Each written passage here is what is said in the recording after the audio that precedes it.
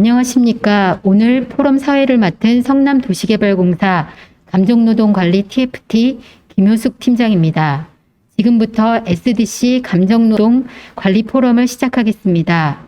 공사는 지난 7월 악성민원 방지 대책과 감정노동 관리 추진 계획을 수립하였으며 10월에는 감정노동자 보호 매뉴얼 배부와 함께 감정노동 실태 분석, 11월부터는 감정노동자 보호 캠페인을 진행하고 있습니다. 나아가 보다 체계적으로 관련 업무를 추진하고자 지난달 TFT를 발족하였습니다. 오늘 포럼은 존중과 배려가 있는 공사 조직 문화를 만들기 위한 시작으로 학계, 현장, 민간 부문 전문가를 모시고 공사가 나아갈 방향을 모색하고자 한 것입니다. 포럼에 대하여 간략하게 안내 말씀드리겠습니다. 첫 번째 발표는 청운대학교 배미원 교수님께서, 두 번째로 경기 비정규직 지원센터 박현호 소장님께서 맡아주시겠습니다. 이어 이유리 교수님 발제 후에는 감정노동관리 TFT 박미애 선임 실무관이 공사 감정노동관리 추진 방향을 발표하겠습니다. 지금부터 성남도시개발공사가 주최하고 감정노동관리 TFT가 주관하는 포럼을 시작하겠습니다. 국민의례는 생략하겠습니다. 첫 번째 순서입니다. 청운대학교 배미원 교수님께서 감정노동의 어제와 오늘이라는 제목으로 발표해 주시겠습니다. 박수로 맞아주시기 바랍니다.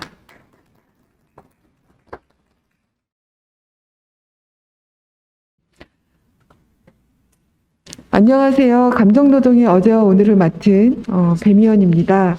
마케팅과 고객관리 전략의 일환으로 등장된 감정노동은 지금 현재 사회적 이슈로 되어서 우리 생활 가까이에 와 있습니다. 우리가 어디다 콜센터에 전화를 하더라도 옛날에 애트백스를 깔고 이런 문제가 있었던 것처럼 감정노동자는 우리의 가족입니다라는 말을 우리가 하루에도 몇 번씩 듣고 있습니다. 그런 식으로 감정노동이 우리 생활의 일부가 되어 가고 있는데요. 제조업 중심의 육체노동이 지배적이었던 산업 자본주의 시대에는 그때와는 달리 서비스 산업 중심으로 되는 지금 소비 자본주의 사회에서는 노동의 성격을 변화시켰습니다. 고객과의 상호작용 과정에서 자신의 감정을 최대한 억제하고 관리하면서 회사가 요구하는 감정 규칙에 따라 고객을 대면해야 하게 되었습니다. 공공기관에도 언제부턴가 품질 경영 및 성과 평가가 확산이 되면서 공공서비스 이용자의 고객 만족도가 매우 중요하게 되었습니다. 그러나 일반 영리기업에서의 고객 만족도와 관련된 내용과 또 공공기관에서 해야 되는 감정노동은 큰 차이가 있을 수밖에 없습니다. 근데 지금 현재 감정노동에 대해 대처하는 것들이 영리기업이나 공공기관이나 그 차별성을 반영하고 있지 않아서 오늘 저의 발제문에서는 공공기관 내에서의 감정노동을 중심으로 이어가고자 합니다. 오늘 내용은 우선 세 가지 모듈로 좀 나눠보았는데요. 우선 감정노동이 무엇인지에 대한 것과 그다음에 공공기관에선 감정노동이 왜 필요하고 중요한지에 대한 내용을 살펴보고 그렇다면 어떻게 해야 되는가라는 세 꼭지를 가지고 말씀드리고자 합니다. 감정노동이란 우선 이 용어가 나오기 시작을 한 것은 지난 1983년 미국 버클리대 사회학과 교수인 여성학자이기도 하신데요. 엘리 러셀 혹실드 교수님께서 감정노동과 관련된 말을 처음 쓰기 시작을 했습니다. 그때는 관리된 마음이라는 책을 통해서 감정의 노동화, 감정의 상품화 현상을 감정노동으로서 최초로 규정을 했습니다. 이 책은 우리나라는 2010년에 감정노동이라는 제가 오른쪽에 그 책 표지를 실었는데요. 이 책이 나오면서 감정노동이 본격적으로 다루기 시작을 했습니다. 그래서 감정노동에 대한 정의는 우선 우리 국가기관인 산업안전관리공단에서 정의하기를 회사가 원하는 고객의 감정 상태를 만들어내기 위해 노동자가 자신의 어떤 감정을 억누르거나 다른 감정을 만들어내는 행위를 말합니다. 직업상 고객을 대할 때 회사가 요구하는 그 감정의 표현을 고객에게 보여주기 위해 노동자가 자신의 감정을 통제하는 행위이지요. 감정 노동은 주로 고객 응대 업무에 많이 요구되며 감정 노동을 하는 노동자는 자신의 기분이 나쁘거나 슬프거나 화가 나는 상황에서도 요구하는 감정만을 표현해 고객을 만족시켜야 합니다라고 해서 굉장히 긴 정의를 그 감정 노동에 따른 직무 스트레스 예방 지침에서 국가가 이렇게 소개를 하고 있습니다. 그래서 이 감정 노동이란 용어 자체를 이제 그 엘리 러셀 혹실드 교수님이 말씀하셨다고 했고, 감정 노동하면 혹실드 교수님의 이름이 굉장히 자주 떠오르게 되는데요. 그 책에서의 감정 노동 정의를 좀 이론적으로 보게 되면, 감정 노동이란 상대방인 소비자가 친절함과 보살핌을 느낄 수 있도록 노동자의 외모와 표정을 관리하고 자신의 실제 감정을 억압하거나 실제 감정과 다른 또 조직이 요구하는 감정을 표현하는 등 자신의 감정을 관리해야 하는 노동을 감정 노동이다라고 정의를 하고 있습니다. 자, 감정 노동의 현황인데요. 이거 뭐 여러분도 아시겠지만 지금 전체 임금 노동자를 약 이제 1,800만 명 정도로 보고 있는데, 그 중에 3분의 1이 감정 노동에 종사하고 있는 것으로 나타나고 있고요.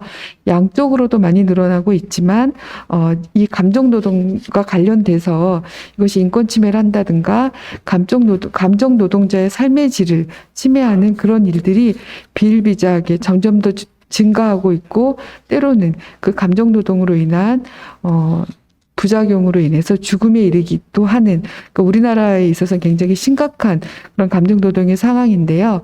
우리나라는 경제 발전 상황 자체가 사실 압축 성장을 했습니다. 그것과 마찬가지로 감정 노동도 압축 성장을 했다고 얘기를 하는데요. 자, 이런 압축 성장 속에서 국가가 또 조직이 적절한 대응을 하는 데 있어서 지금 나름대로 내부적으로 내용을 겪고 있는 시기가 아닌가, 이런 생각을 해봅니다. 그래서 감정 노동의 현황은 증가하고 있다는 거와 그 수적이고 양적인 것이 매우 크다라는 것으로 대신하겠습니다. 자, 그 다음은 우리나라 감정 노동 담론 형성의 키워드라고 했는데요. 보통 감정 노동 담론에 있어서 우리가 주로 얘기하고 있는 것이 스트레스, 또 여성성, 자본주의, 치료, 감정 불일치, 러셀 혹실드, 그다음에 정신노동, 비정규직, 상품화, 우울증, 유통업, 이렇게 되어 있다고 그 김종우 교수님이 이거를 사회학 학술대에서 발표를 했는데요. 이렇게 나오게 된 담론 형성의 과정을 보게 되면 감정 노동이 처음 신문지상에 등장한 것이 1996년 4월 27일자 중앙일보에서 기획기사로 다뤄졌었다고 합니다. 그래서 1996년부터 2012년 4월까지 모든 기사의 DB를 구축을 해서 그 기사 중에 감정 노동이 나와 있는 거를, 그 기사를 골라냈는데 그게 약 한 이제 90여 개 정도였다고 합니다. 그래서 그 90여 개가 되는 감정 노동 중에서 96개 정도가 됐었는데, 그 중에 2010년 이후에 2년 동안의 감정 노동이라고 하는 키워드가 나온 게 58.2%, 거의, 그러니까 2010년 이후에 우리나라에서 감정 노동이 굉장히 뜨거운 감자가 돼서 우리 모든 사회에 지금 감정 노동의 경종을 울리고 있는 것을 이 담론 형성에서는 얘기하고 있습니다. 여기 용어 키워드를 보게 되면 감정노동 담론이 감정이라는 지점에 초점을 맞추고 있고, 정서적 심리적 측면은 물론 여성적 기성물로 감정을 규정하고 있고, 또 여성성과 감정을 상품화하는 자본주의 시장경제에 의한 물화의 측면을 드러내고 있음을 이 신문기사에서 확인할 수 있다고, 이 담론 형성, 이 논문은 감정 노동은 어떻게 감정 노동이 되는가라는 논문인데요. 나름대로 기사를 다 분석을 하고 연도별로 분석을 하고 또 그 매체별로도 분석을 했는데, 시간이 되시면 좀 재미있는 내용을 보실 수가 있습니다. 자, 그래서 그 다음은 그런 감정 노동이 어떻게 생기게 됐는지를 내용에서 기업과 고객과 사회문화 측면에서 그 원인을 찾아보고 있습니다. 아마 이 기업은, 여기서 말하는 기업은 공공기관을 따로 떼어낸 게 아니고 일반 영리기업을 포함한 그런 기업입니다. 그래서 기업 입장에서는 고객 만족 경영, 고객 친절 경영 등의 경영 전략에 기초한 고객 응대 매뉴얼과 그리고 목표 달성 욕구, 또 과도한 친절 요구, 또 감시 제도를 확대하고 일방적인 책임 요구 등을 하는 그런 기업의 요구에 의해서 감정 노동이 발생이 되고 있다고 보고 있습니다. 또 한편 고객의 입장에서는 고객은 무조건 왕이라는 인식을 기반으로 노동자에게 가하는 무리한 요구, 폭언, 폭력 등으로 인해서 감정 노동이 생기고 있다고 합니다. 또 사회문화적으로는 노동자 인권에 대한 낮은 인식, 특히 가부장적 성차별 문화로 인해서 인한 여성 근로자 비하 등이 감정 노동을 유발하고 있다고 보고 있습니다.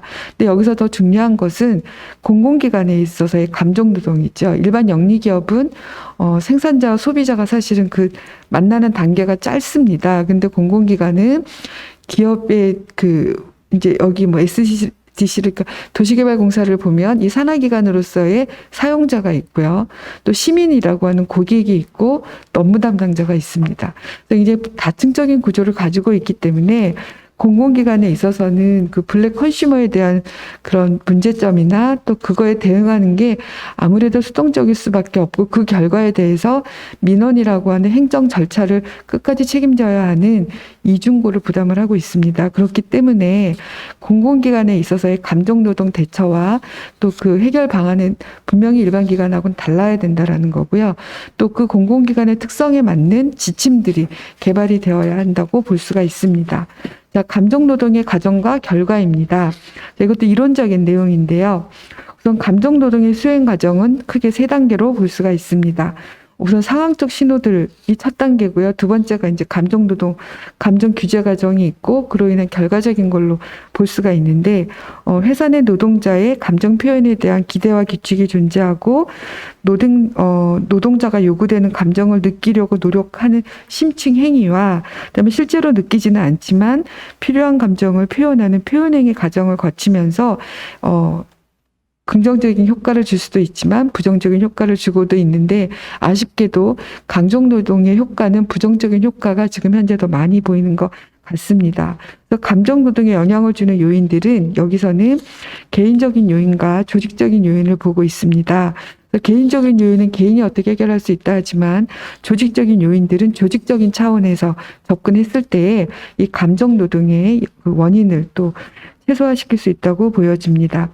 개인적인 요인에 있어서는 뭐 젠더라든가 감정적 표현 능력이라든가 감성과 지능 또 정서 상태가 영향을 주고요.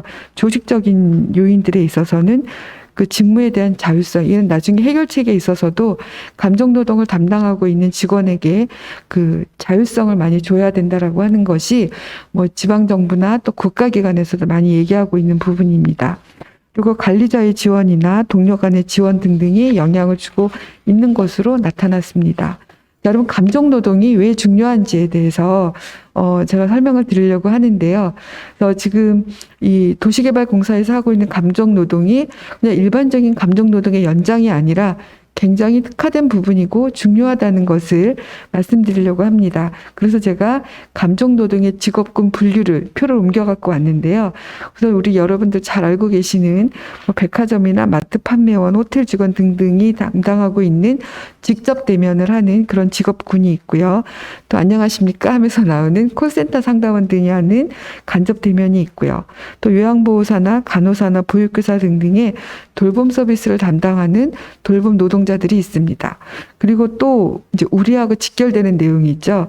공공서비스 민원 처리에 있어서 구청 민원실이나 주민센터 직원이나 또 이런 그 산하기관에 있는 공공기관의 공단 직원, 사회복지사, 일선경찰 등이 공공서비스를 담당하는 감정노동 직업군으로 분류할 수가 있습니다. 일반적으로 공공 부분은 민간 분야보다 더 친절하고 신속하게 편의를 제공해야 한다고 하는 인식이 노동자 모두에게 강하게 퍼져 있습니다. 이러한 상황은 노동자 스스로가 감정노동으로 인해 피해를 감수해야 한다는 잘못된 인식을 강요하는 또 원인이 되고 있기도 합니다. 관리자도 내부 직원보다는 시민과 민원인을 우선적으로 고려하기 때문에 현장에서는 심각한 감정노동이 발생하고 있지만 외부로 잘 드러나지 않는 원인이 되고 있습니다. 게다가 공공부문에 종사하는 사람은 시민이 내는 세금으로 먹고 살기 때문에 당연히 참고 견뎌야 한다는 일부 잘못된 시민의식이 공공부문에서 업무를 수행하고 있는 사람을 더욱 힘들게 하고 있는 현실입니다. 이러한 원인과 더불어 공공부문의 감정노동을 심화시키는 요소는 공공행정 서비스의 품질을 처리 속도와 친절 수준, 민원 제기 정도라는 척도를 사용하여 평가하는 관리 방침이 또 문제가 되고 있습니다. 자, 그 다음은 제가 동영상을 하나 준비했는데요. 30초 정도 되는 동영상인데 우리가 흔히 감정노동을 얘기를 할 때는 그 부정적인 감정만 느끼는 사람을 감정노동자라고 얘기를 하는데 자, 여기서 말하는 감정노동자를 세 부류로 나누고 있는데요. 그래서 무조건 친절을 표현해야 하는 긍정적인 감정노동자가 있는 반면에 의사처럼 무표정하게 어떤 감정이 개입됐을 때 결과에 영향을 주는 그런 그 직업이 있고요. 또 그런 외상돈을 받아내야 된다든가 이런 등등의 분노를 표현하는 부정적 감정을 표출해야 되는 노동군이 있다는 겁니다. 그래서 세 가지로 나누면서 이 동영상이 결국 얘기하고자 하는 그 당신만 모르는 감정노동의 비밀은 모든 직업에서 감정노동이 발생할 수 있다. 어느 특별한 직무나 직종에서만 발생하는 것이 아니라 이런 임금 노동자라면 모두 다 감정 노동자이다라는 것을 이 영상에서 말하고 있습니다. 예, 다음은 공공기관 특성으로 인한 감정노동의 현황입니다. 이 자료는 민원 대응 직원 감정노동 실태조사의 그 내용을 제가 일부 가져왔는데요. 또 공공기관이라고 하는 것 자체가 그러니까 친절 서비스를 하는 일반 민간기관하고는 굉장히 다르다는 것을 강조하기 위한 그런 내용이라고 또 보셔도 됩니다. 그래서 보통 공공기관의 민원을 세 가지로 나눠볼 수가 있는데 우리가 블랙 컨슈머라고 얘기를 하고 있죠. 악성 민원. 그러니까 지금 이 TFT도 그 악성 민원을 어떻게 처리해야 될지에 대한 이런 내용을 중점적으로 다루고 있는데요. 악성 민원과 그다음에 조직 문화, 그다음에 그 민원인 의견만 존중하고 직원의 낮은 자세를 강요하는 조직 문화도 그 공공기관의 감정노동의 현황이라고 보고 있고요. 또 개인적으로는 무대응하거나 이 모든 처음부터 끝까지 혼자 처리해야 되는 것들이 이제 공공기관의 감정노동의 특성과 현황으로 얘기를 하고 있습니다. 저도 공공기관에서 공무원으로도 일해봤고 또 공공기관 종사자로도 일을 해봤는데 사실 제일 무서운 게 민원이죠. 특히 공무원이 민원을 한번 받게 되면 감사원 결과까지 다 끝나야 되잖아요. 그러니까 내부 감사 민원이 들어오게 되면 내부 감사도 받아야 되고 또 의회 행정사무감사도 해야 되고 또 지나고 나면 감사원 감사 또 그 사이에 기초면 도감사까지 들어가게 되는데요.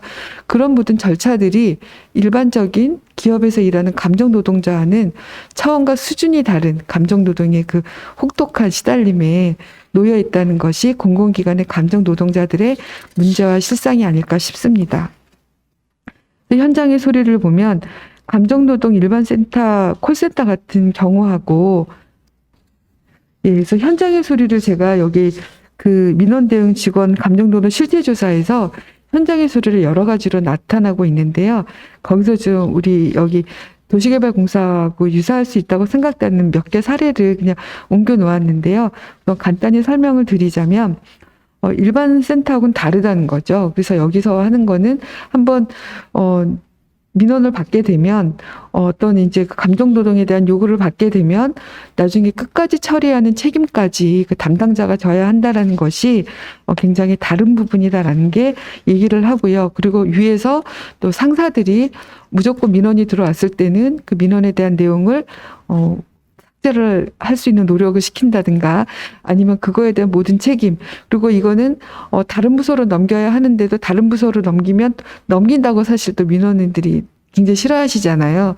그러다 보니까 처음 접한 직원이 끝까지 그 모든 과정을 책임져야 하는 이런 것들이 공공기관의 감정노동의 특성이고 문제점이다라고 얘기를 하고 있습니다. 그리고 우리나라 입장에서는 이 공공기관의 고객 만족도 평가를 그 공공기관에 맞는 거를 척도를 개발하긴 했지만 지금까지의 평가 척도는 민원 횟수라든가 얼마나 빨리 처리를 했냐라든가 그다음에 민원의 그 성공적인 그 횟수 등등의 이렇게 양적인 평가를 가지고 고객 만족도 평가를 하고 있는데, 이런 것들이 공공기관의 감정 노동자들에게 또 다른 또 이중고가 되고 있다라는 내용들이 현장 노동자들의 소리입니다.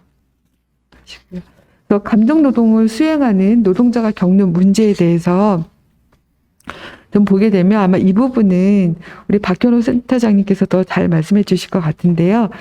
이거는 서울시 공공부문 감정노동을 수행하는 노동자를 위한 안내서에서 제가 발췌를 했습니다.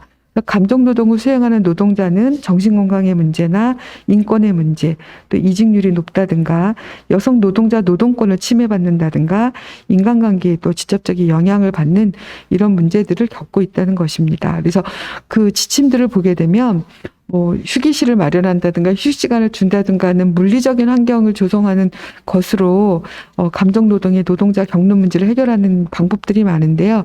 물론 그런 제도는 반드시 필요하지만 우리가 무엇보다도 가장 기본적인 것은 감정노동자의 인권에 대한 문제, 인권 존중에 대한 부분의 인권의 민감성을 우리가 높이는 것이 또 하나의 해결책이 아닐까라는 생각으로 저는 노동자가 겪는 문제를 정리해 보았습니다. 그러면 다음으로 이제 마지막으로 어떻게 해결해야 되는가라는 부분이 남게 되는데요. 자, 이 부분은 고용노동부에서 2017년에 감정노동자 종사자 건강보호 핸드북이라고 해서 10가지 지침을 내놓고 있습니다. 그래서 감정노동 종사자 보호를 경영 방침으로 설정을 하고 감정노동 실태 파악 후 스트레스 완화 방안을 마련을 하고 부당한 요구 시 서비스가 중단될 수 있음을 안내하고 고객과의 갈등을 최소화하기 위한 업무 처리 재량권을 부여하고 감정노동 종사자 지원체계 마련 등 협력적 직장문화 조성, 휴식시간 제공 및 휴게시설 설치, 사업장 특성에 맞는 고객응대 업무 매뉴얼 마련, 폭력 등 발생 시 업무 중단권 부여 및 상담 치료 지원, 고객응대 업무 매뉴얼 및 직무 스트레스 예방 교육 실시, 고충 처리 위해 유언 배치 및 건의제도 운영을 하라고 하는 이런 안전지침을, 그러니까 건강보호 핸드북을 내놓고 있는데요. 역시 여기도 아쉽게도 공공기관의 감정노동자가 지켜야 할 부분에 있어서는 차별화되고 있지 못하다는 것, 특화되지 못하고 있다라는 것이 저 눈에는 띄었습니다. 그래서 이런 부분이 이제 여기 TFT에서 나중에 또 완결판이 나올 때 좀 보완해야 되지 않을까 싶습니다. 그리고 서울시에서도 이제 서울시는 전국에서 최초로 감정노동자에 관련된 조례를 2016년 15년에 만들었고요. 그리고 그에 관련된 실태조사라든가 다양한 제도들이 나오고 있는데 그 내용 중에서 감정노동자를 존중하는 시민의 실천 약속이라고 하는 이런 10가지 문항을 가지고 그 캠페인을 벌이고 있는데요. 자, 이런 내용은 제가 직접 읽지는 않겠지만 이런 것도 하나의 방법이다. 그러니까 적극적으로 이 감정노동자를 대하는 시민들이 어떻게 의식이 바뀌어야 되는지에 대해서 구체적인 제안이 필요하다는 걸 볼 수가 있습니다. 자, 그 다음에 감정노동 해결 방안에 있어서는요. 우선 이거와 관련된 제도에 대한 얘기인데 이거는 좀 이따가 다음 발제자분께서 굉장히 많이 잘 다뤄주실 것 같고요.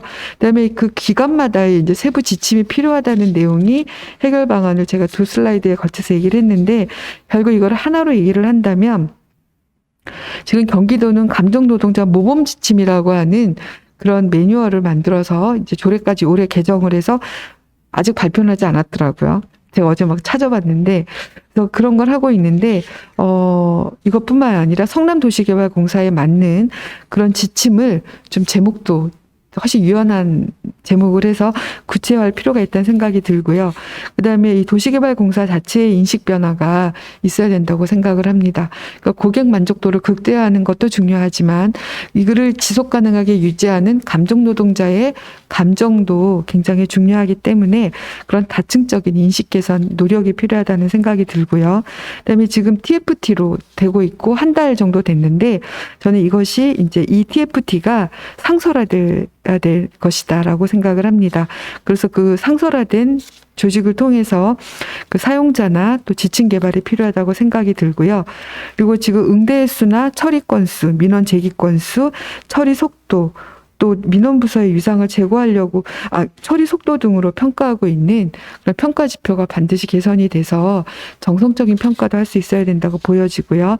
그리고 지금 여기는 안 그럴지 모르지만 다른 공공기관인 경우에는 사실 민원부서는 좀 쉴 수 있는 곳, 또 편안 부서 이런 게 있는데 정말 이게 일선에서 시민을 만나는 부서인 만큼 민원 부서에 대한 유상이 제고될 필요가 있다고 생각이 듭니다.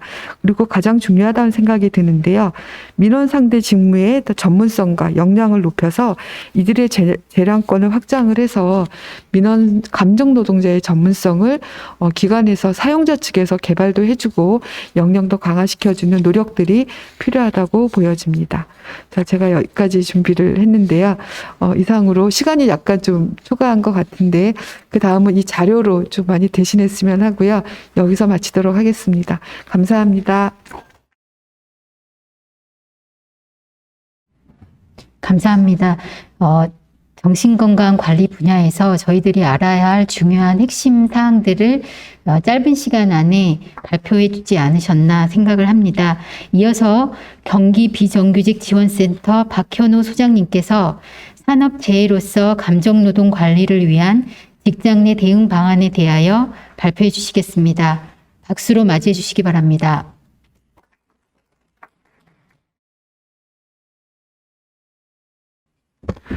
안녕하세요.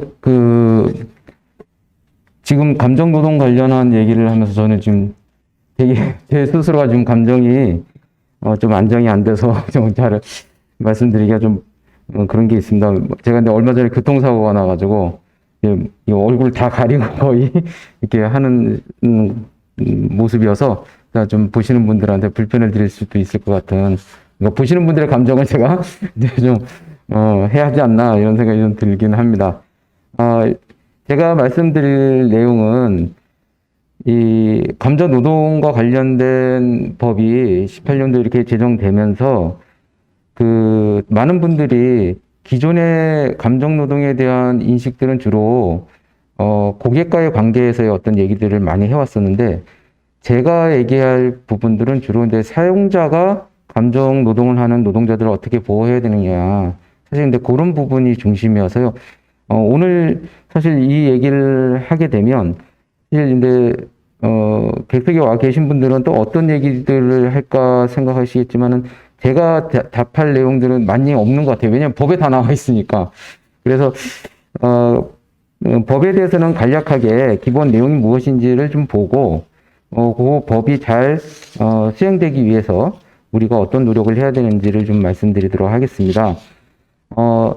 우리나라에는 이제 산업안전보건법이라는 게 있습니다. 그러나 이 산업안전보건법에 그동안 감정노동과 관련한 이런 내용이 없다가 18년도에 이 감정노동과 관련한 조항이 하나가 이제 들어갔습니다. 많은 내용은 아니고요. 주로 이제 사업주가 감정노동자를 보호하기 위해서 어떤 조치를 취해야 되고, 그리고 또 그 사용자가 만약에 그런 조치를 제대로 이행하지 않았을 경우에 어떤 처벌이 이루어진다라는 것을 노동부 고용노동부령과 대통령령으로 해서 시행령으로 해서 다루고 있습니다. 이 내용들은 뭐 이게 복잡한 내용은 아니고 주로 고객이 어떤 데 갑질을 하거나 감정 노동자에 대해서 어떤 위해를 가했을 때 사용자는 어떠한 보호 조치를 해야 되는 것인가에 대한 내용이고요. 이 내용들과 관련해서 몇 가지를 좀 보도록 하겠습니다. 우선은 사업주는 우선 이제 고객이 어떤 폭언이나 그걸로 인해서 고객 응대 근로자의 어떤 건강 장애가 발생하거나 했을 경우 일시적으로 이제 어떤 업무를 중단하거나 또는 전환하도록 해야 될 의무가 있습니다. 그리고 또한 이 고객 응대 근로자가 사업주에게 고객 응대자는 이제 사업주에게 이러한 조치를 요구할 수 있고, 사업주는 고객 응대 근로자의 그런 요구에 대해서 어떠한 불이익을 주어서는 안 됩니다. 이러한 내용이 이제 기본 내용이고요. 이 내용을 이제 실행하기 위해서 산업안전관리공단에서 매뉴얼을 만든 게 있습니다. 근데 이 매뉴얼이 큰 회사들 같은 경우 이런 데 매뉴얼을 만드시는 경우가 있는데, 대부분 보면 근로자들의 어떤 충분한 의견을 수렴해서 안 되고 어디 좋은 거 갖다가 그대로 이렇게 이제 정리해서 사용하시는 경우들이 많은데, 가능한 한 여기에 이제 매뉴얼 작성 지침에 의하면 현장 근로자들의 정확한 의견 청취를 통해서 이 매뉴얼을 작성하도록 권고하고 있습니다. 그래서 그런 것을 유의해서 좀 해 주셔야 될 거라고 보고요. 또 하나는 오늘 얘기하고자 하는 좀 초점인데요. 그동안은 이 법을 적용하는 데서 사용자의 의무만을 얘기했지, 이게 도대체 어떤 문제인가에 대해서 보다 깊이 들어가지는 않았던 것 같아요. 뭐냐면, 감정 노동으로 인해서 생기는 피해는 곧 단순한 마음의 피해가 아니라 그 근로자의 생명을 위협할 수도 있다라는 걸로 좀 접근해야 된다라는 겁니다.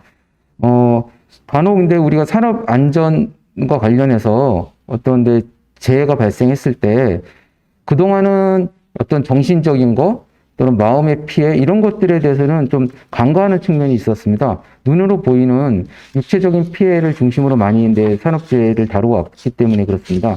근데 최근에는 자살부터 시작해서 정신적인 어떤 그 고통이나 이런 것도 산업재해로 인정되는 사례가 굉장히 많이 늘어나고 있고요. 감정노동 관련해서도 그걸로 인해서 정신적인 어떤 피해를 당했을 경우에 산업재해로 인정되는 사례들이 많이 있습니다. 특히 근데 요즘 많이 발생하고 있는 외상 후 스트레스라든가 우울증 이런 것들과 관련해서도 이미 그러한 판례들이 많이 나오고 있고요. 그래서 이 산업재해보상보험법이 인정하고 있는 기준에 대해서 좀 현장에서는 잘 아셔야 될 거라고 봅니다. 우선 보면 업무와 관련하여 정신적 충격을 유발할 수 있는 사건에 의해 발생한 외상 후 스트레스 장애, 요거를 산업재해보상보험법 시행령에 밝히고 있고요.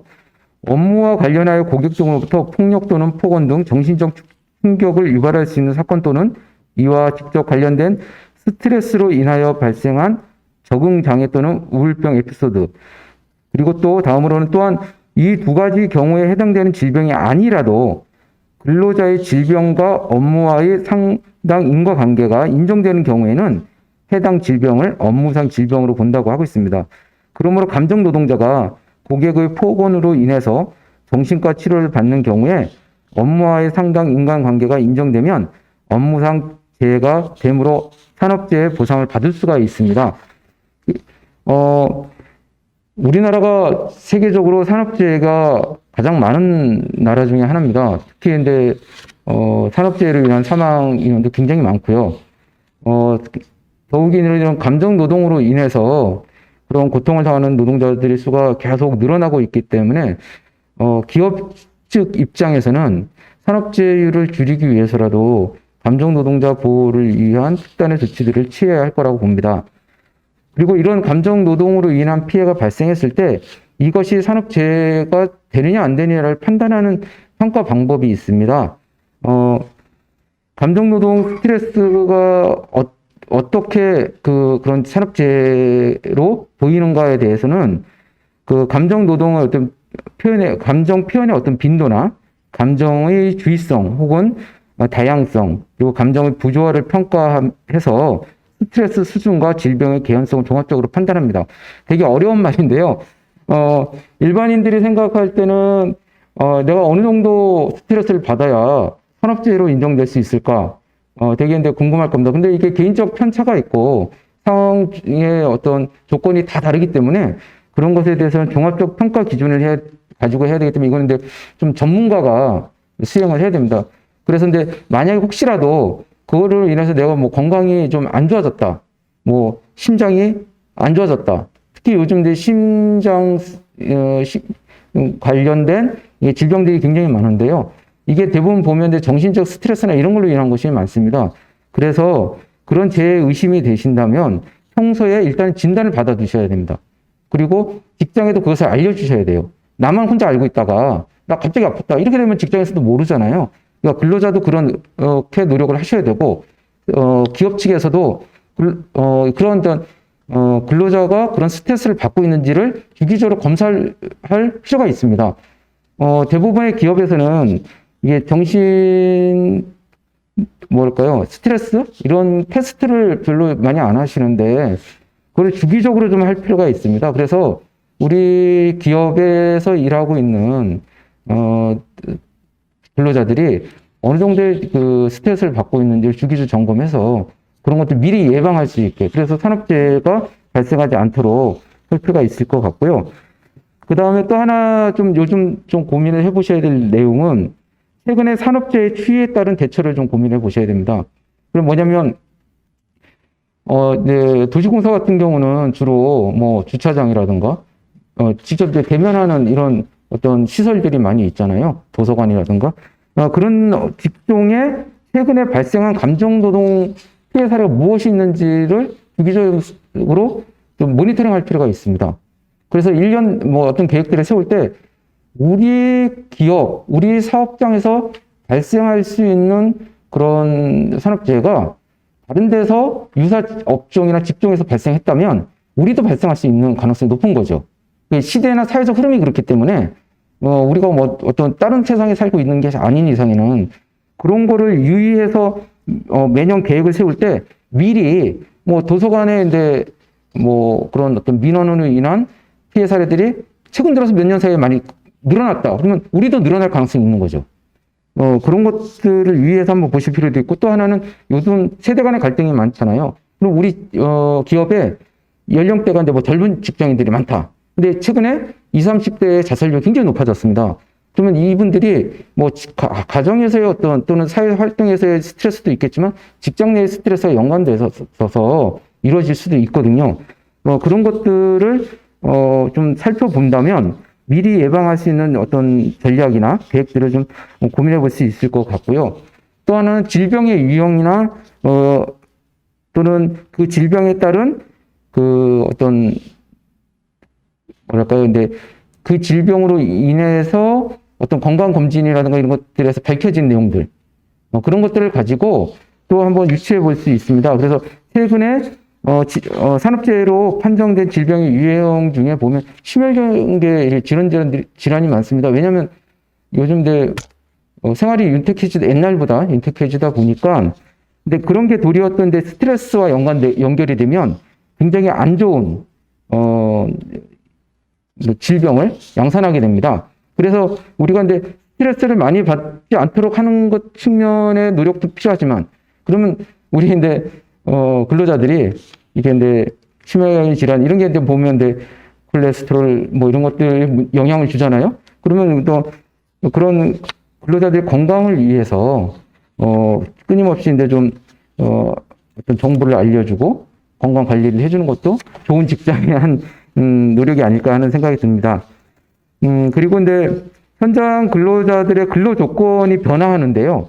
이게 왜냐하면 기업은 계속적으로 수익을 남겨야 되잖아요. 돈을 벌어야 되고 사업을 확장해야 되고 그러다 보면 이윤 추구를 위한 뭐 아무리 공기업이라고 하더라도 그런 이윤 없이는 또 수익 없이는 굴러가지는 않기 때문에 그러다 보면 사업을 계속적으로 바꿔나가야 돼요. 그러다 보면 우리 근로 조건도 그거에 따라서 바뀔 수밖에 없고 바뀔 때마다 그 유형에 맞춰서 산업재해가 발생할 수 있는 부분들을 미리 예측해서 설계를 해야 됩니다. 그래서 신규 사업을 할 때 혹시 감정노동이 발생하는 지점은 없는지 미리 설계 컨설팅을 하시는 게 필요할 거라고 보고 그다음에 신규자들이 들어올 때 새롭게 그 사업에 참여하는 근로자들이 발생했을 때 이분들에 대해서는 별도의 교육을 집중적으로 해야 됩니다. 왜냐하면 경험이나 노하우가 많은 근로자들은 그런 스트레스를 받는 상황에 대해도 일정 정도 대처 능력이 있는데 신규자들은 그렇지 못합니다. 그 다음에 이제 현장에서 이런 산업재해가 발생하거나 감정노동 스트레스가 많이 발생하는 가장 큰 그 이유 중에 하나는 업무 요구도와 재량권이 낮기 때문에 발생하는 원인이 크다고 하더라고요. 그래서 왜냐하면 현장에서 내가 고객이 뭐라고 불만을 얘기해도 내가 자를 수 있어. 근데 내가 못 자르고 이걸 상부에 보고해야 돼. 그럼 보고하는데 시간이 많이 걸리잖아요. 그럼 그 수고는 난 다 당해야 되거든요. 그래서 이럴 때 일정 정도 어떤 경우에는 현장에서 바로 조치를 취할 수 있는 재량권을 줄 수 있도록 노력을 좀 해야 되지 않을까. 그렇게 해서 미리 근데 그 어떤 현장에서 발생하고 악화될 수 있는 소지들을 없애야 된다 이런 거고요.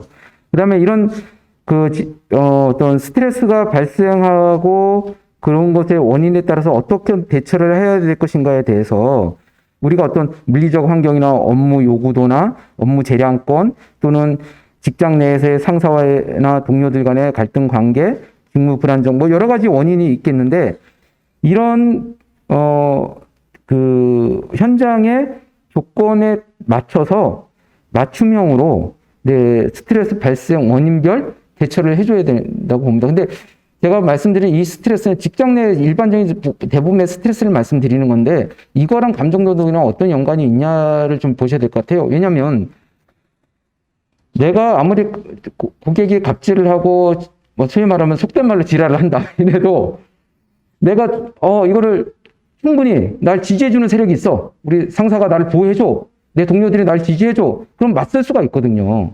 그런데 내가 만약에 그런 갑질을 당했을 때 내가 고스란히 당해야 되고 동료들도 보호를 안 해주고 상사한테 얘기해봐야 네가 참어. 이러면 안 되잖아요. 그래서 그런 관계, 그러니까 직장 내에서의 그런 그 상사와 동료와의 관계, 그러는 곳으로부터 일상적으로 어떤 지지를 받고 있고 보호를 받고 있다는 이런 느낌이 있어야 이분들이 자신감이 있고 현장에서도 일을 할 때도 당당하게 좀 대응을 할 수 있을 거라고 봅니다. 그래서 일반적인 직장 스트레스와 감정 노동자들의 이런 어떤 대응력은 사실 이제 좀 양립해서 가는 것 같아요. 그런 게 잘 되는 데서는 그 고객이 그런 어떤 저기를 하더라도 부당한 대우를 하더라도 현장에서 근로자들이 잘 대처할 수 있는 능력이 좀 높은 걸로 보입니다. 그 다음에 이제 이 감정 노동과 연동해서 좀 하나 고민해 봤었으면 하는 거는 다른 선생님들이 많이 말씀해 주시는 부분들이 건데요. 직장 스트레스 없는 직장을 좀 만드는, 그래서 그런 운동을 한번 해봤으면 좋겠습니다. 직장 스트레스 제로화 운동, 뭐 비정규직 제로화 뭐 정부에서 선언하듯이 우리 직장은 직장 스트레스 제로 직장이다. 이렇게 좀 선언해서 이걸 노사협의회 또는 단체교섭, 구충처리위원회, 산업안전보건위원회 이런 각종 처리 기구들을 절차를 통해서 뭐 운동화하고 활성화시키는 노력들을 한번 해보면 어떨까 하는 거고요. 또 하나는 직장 EAP라고 해서 근로자 지원 프로그램이 있습니다. 이게 지금 이런 걸 하는 민간 단체도 있고 기업도 있고, 그 다음에 고용노동부의 근로복지공단 근로복지내실에 EAP 전문 기관이 있습니다. 그래서 이런 것들을 활용을 해서 직장 내에, 그럼 만약에 우리 도시공사는 직장 내 EAP가 있는 직장, 그런 프로그램, 그리고 그거는 어떤 전문적인 상담을 할 수 있고, 그런 어떤 프로그램을 운영할 수 있는 전문가를 가지고 있는 직장. 그래서 그런 전문가 양성 프로그램을 한번 만들면 좋겠다라는 생각이 들고요. 근데 가장 중요한 거는 내가 일하는 그 현장, 그 자리에서 보통은 팀 단위로 돼 있으니까요. 팀 내 소통과 지지 기반을 잘 구축할 수 있는 훈련센터를 만들어서, 이거 뭐 그렇다고 뭐 시설을 만들자는 건 아니고요. 그런 프로그램을 운영할 수 있는 센터를 하나 만들어서 주기적으로 그런 팀 내 소통과 지지 기반을 만들기 위한 훈련을 좀 하는 것이 좀 필요할 것 같습니다. 근데 우리나라는 이게 워낙 사회가 경쟁이 심하고 빨리 변화하다 보니까 갈등이 많거든요. 근데 내가 생각하는 것보다 세상이 더 빨리 변하니까 대처 능력이 떨어져요, 사람들이요. 그래서 의도적으로 그런 훈련을 할 필요가 있다는 겁니다. 그걸 개인한테 맡겨놓으면 개인이 못 따라가요. 그래서 주기적으로 1년에 한 번이든 2번이든 이렇게 소방 대피 훈련 하듯이 그런 훈련센터를 운영해서 그렇게 좀 해보면 어떨까 하는 거고요.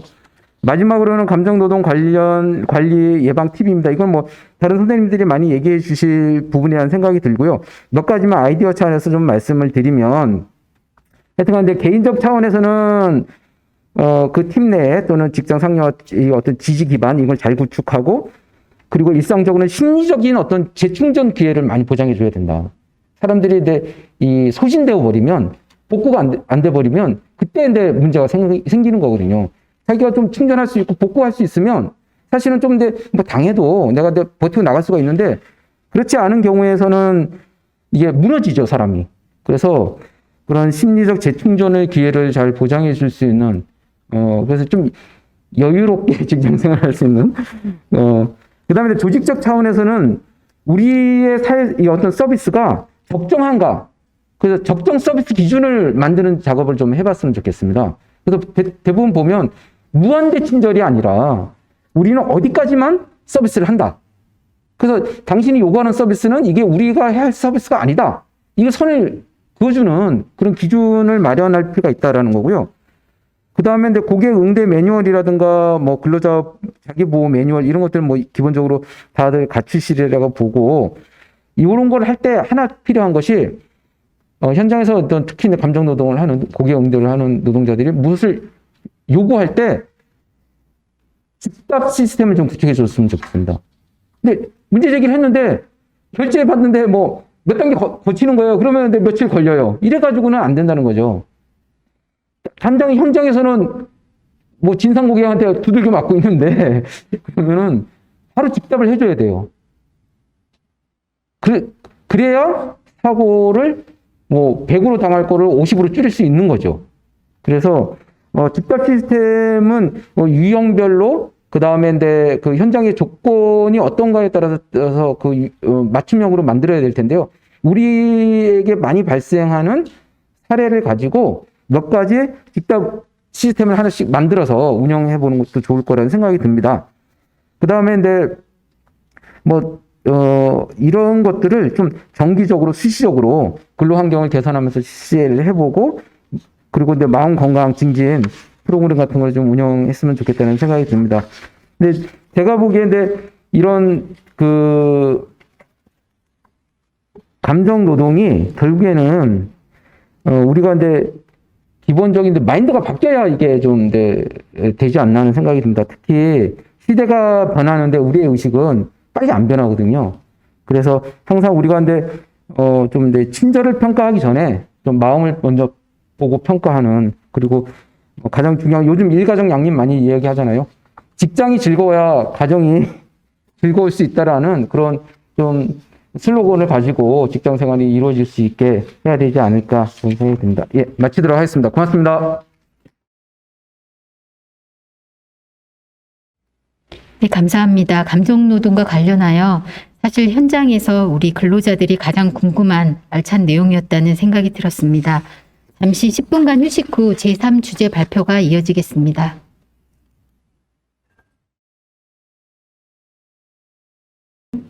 잠시 후 세 번째 주제 발표가 진행될 예정입니다. 자리를 정돈해 주시기 바랍니다. 다음 순서는 가족 친화 경영 컨설턴트이신 이유리 교수님께서 우리 공사 설문조사와 인터뷰 결과를 중심으로 감정 노동자 보호를 위한 퀵윈 과제 및 중장기 계획 수립에 대하여 발표해 주시겠습니다. 박수로 맞아주시기 바랍니다.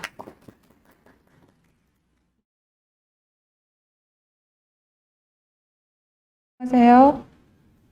네, 이유리입니다. 지금 저는 이제 가족 친화 경영 컨설턴트로 지금 이 자리에 섰는데요. 왜냐하면 이제 가족 친화 컨설팅 관련해서 이제 컨설팅을 진행을 하다가 감정 노동 관리 또 보호와 관련해서 우리 공사에서 워낙에 관심이 많으셨고 또 관련된 질문들을 추가적으로 설문을 하면서 그 결과를 가지고 오늘 좀 유익하게 도움이 될 만한 내용들로 정리를 해서 좀 알려드리려고 합니다. 네, 일단 뭐 진행은 한 20분 정도 될 것 같은데요. 크게는 이제 가족 친화 경영이라는 것이 이 감정 노동과 관련해서 어떤 연관성이 있는가를 좀 살펴보도록 할 테고요. 그리고 지금 말씀드린 대로 인증 후 가족 친화 컨설팅을 이제 진행을 했는데 그 진행의 경과들을 또 브리핑을 해드리고요. 그리고 좀 핵심적으로 감정 노동 관련해서 제안들을 또 정리를 하겠습니다. 네, 가족 친화에 이제 그 관련돼서 우리 공사와 이제 가족 친화 경영은 가족 친화 인증을 이제 받으면서 이제 가족 친화 경영과 관련해서 계속 추진해 오셨는데요. 워낙에 이제 가족 친화 경영이라는 것이 이제 영어적으로 봤을 때 패밀리 프렌들리라고 이렇게 이제 명칭이 되어 있다 보니 한국어로 그냥 이제 직역이 돼서 가족 친화라는 이름으로 이제 한국에는 들어와 있습니다. 근데 그러다 보니까 이제 많이들 오해를 하고 가족 친화라는 것이 근로자, 직원들이 같이 서로 가족처럼 아주 친하게 지내는 그런 기업의 문화 또는 그런 기업의 정책 것들이라고 이렇게 오해를 하는 경우가 많습니다.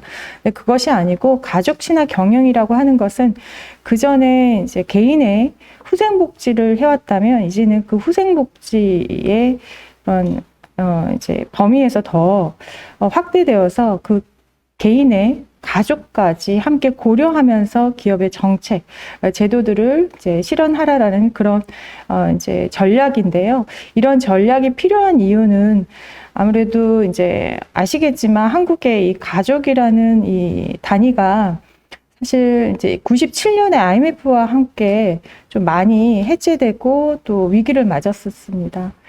그 당시 이제 경제적인 위기가 닥치면서 생각해 보시면 가족이라는 집단이 사실은 이제 우리 한국은 굉장히 가족주의가 아주 뭐 강했던 그런 문화였는데 이게 껍데기뿐이었다는 것이 그때 이제 밝혀졌는데요.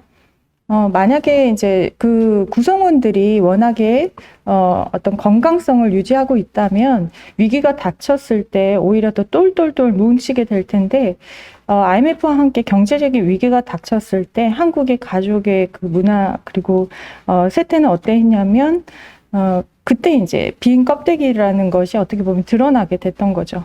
그걸 계기로 해서 경제적 위기라는 외부 환경의 영향으로 인해서 그때 이제 이혼율이 굉장히 높아지는 이런 위기를 맞게 되었습니다.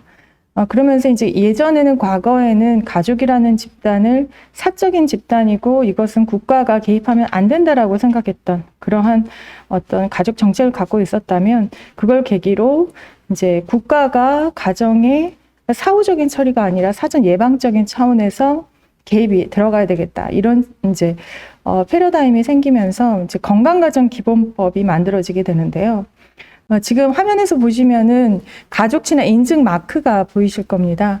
그 인증 마크에 이제 하트 3개가 있는데요. 그게 의미가 굉장히 있습니다.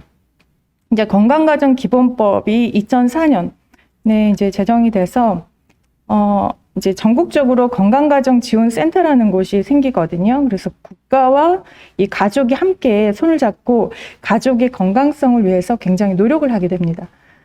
그러면서 이제 당연히 좋아지리라 굉장히 기대를 했었죠. 그런데, 가만히 보니까 별로 변하지 않는 거예요.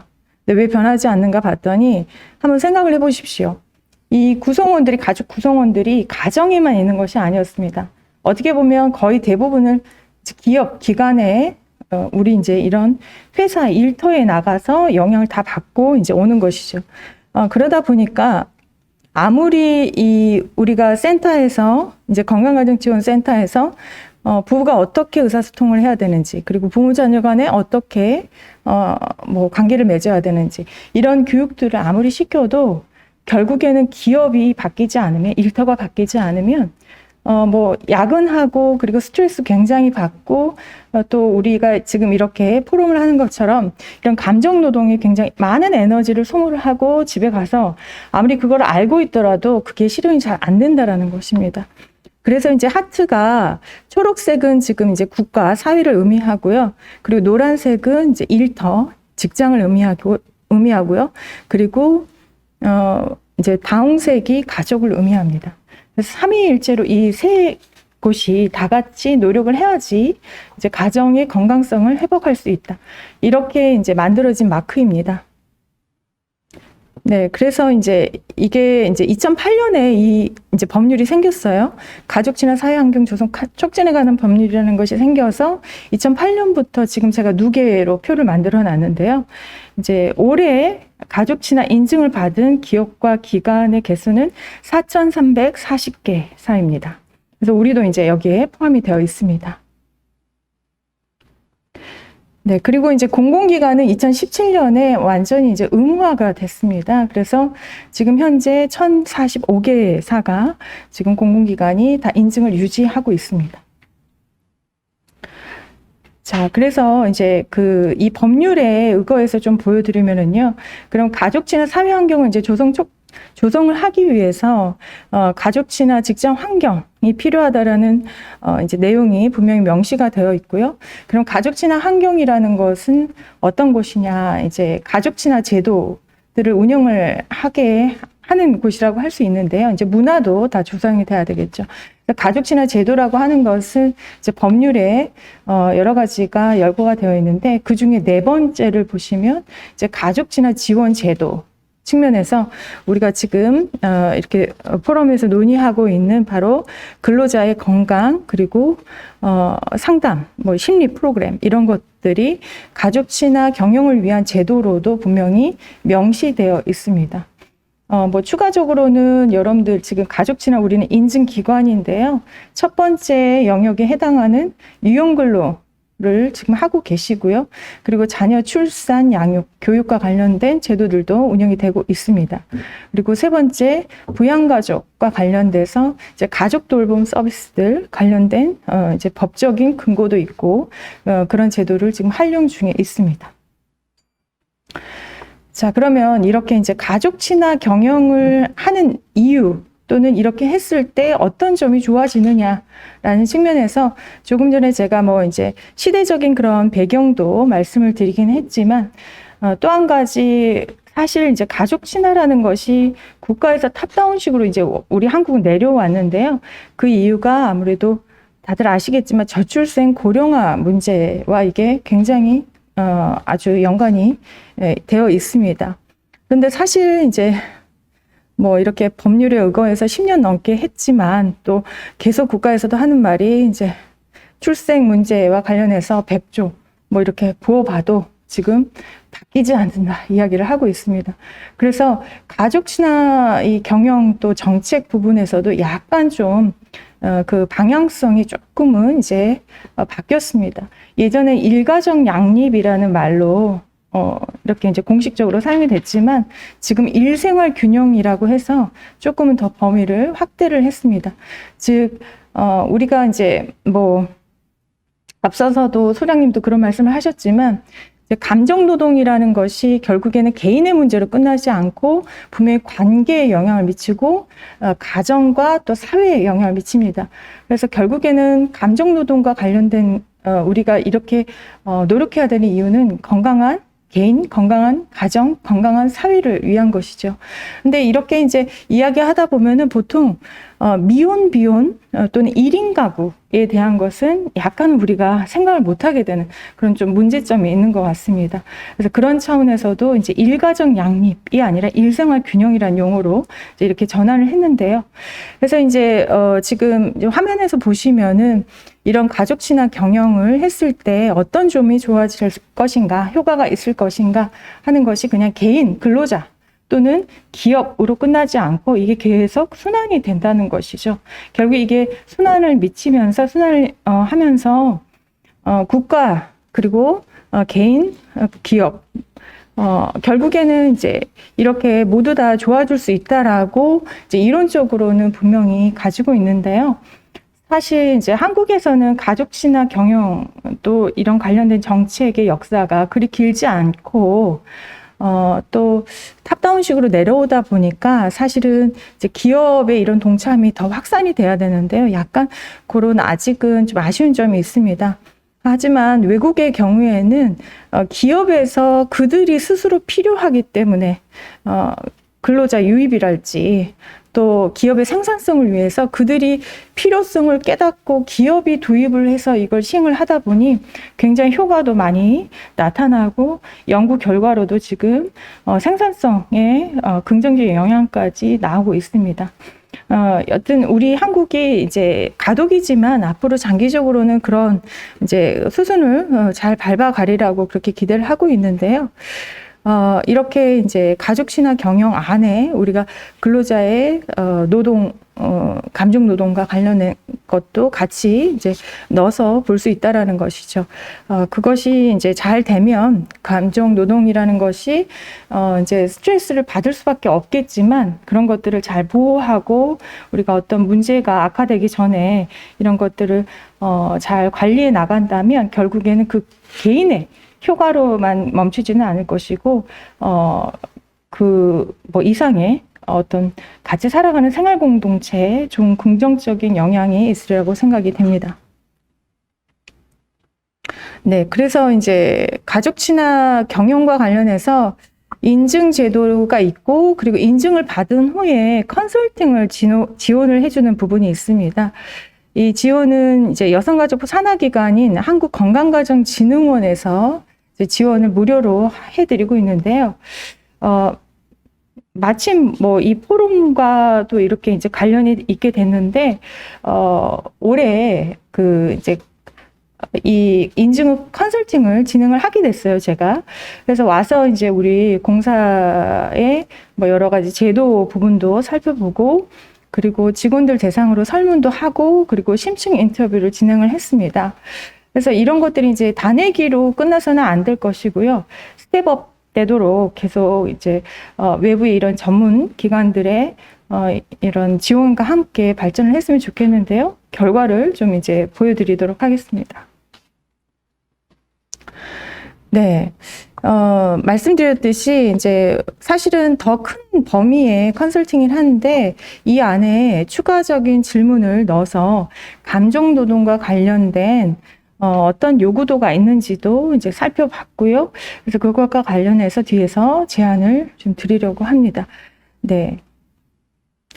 그래서 크게 이제 두 가지 도구를 이용을 했는데, 먼저 첫 번째로는 노동자들 대상으로, 우리 직원들 대상으로 온라인의 설문조사를 진행을 했습니다.